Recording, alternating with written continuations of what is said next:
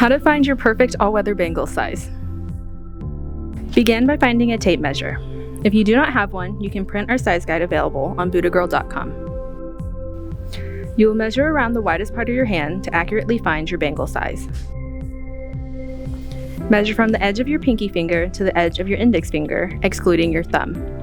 Note that your thumb can fold over as you slip on your all-weather bangles. Wrap the tape measure around your knuckles to find the perfect size.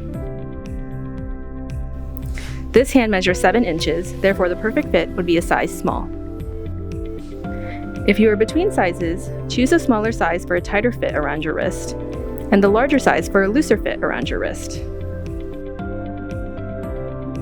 Note that the bangle must fit over the widest part of your hand, as shown here. The bangles are made of flexible polycarbonate tubing, so they will be able to slip on easily, one at a time.